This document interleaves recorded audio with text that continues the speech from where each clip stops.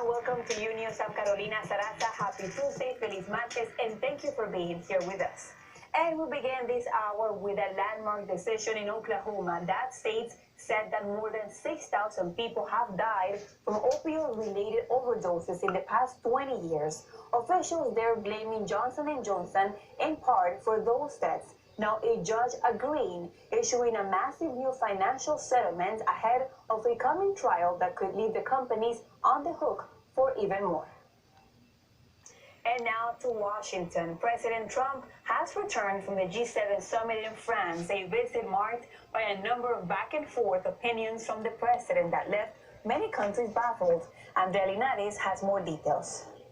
No American and Iranian leaders have met since the 444-day hostage crisis that broke relations and hobbled Jimmy Carter's presidency. Now, Mr. Obama talked by telephone with Iran's leader Hassan Rouhani back in 2013, but Mr. Rouhani declined to actually meet in person. And today, Rouhani said there will be no meeting with President Trump until economic sanctions imposed on Tehran are removed. Caro, now back to you. Thank you, Andrea, for that report.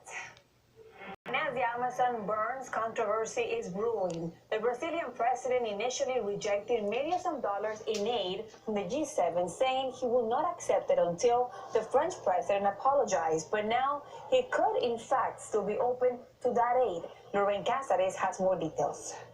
President Bolsonaro says Brazil will only accept international aid if Macron apologizes, but so far we haven't seen any signs of that apology yet. Under international pressure to act, Bolsonaro said he might visit the region this week to check on firefighting efforts. Carolina, back to you.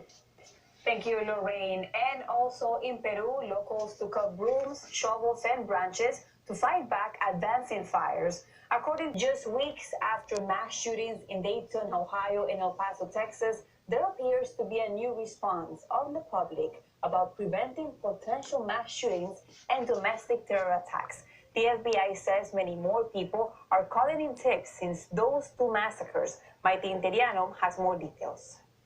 Thank you, Maite. And the Justice Department announcing it will seek the death penalty against the accused Pittsburgh synagogue shooter. That many have an update on President Obama. And a new 2020 poll has Democratic candidates Joe Biden, Bernie Sanders, and Elizabeth Warren all in a virtual tie.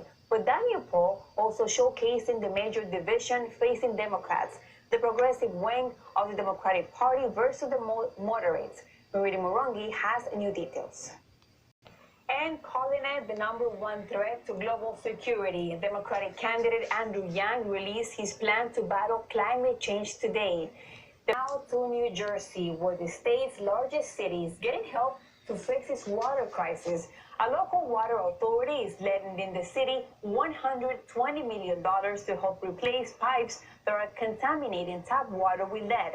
The replacement program has already started, but as Blanca Rosa Vilches reports, it could take 10 years to complete.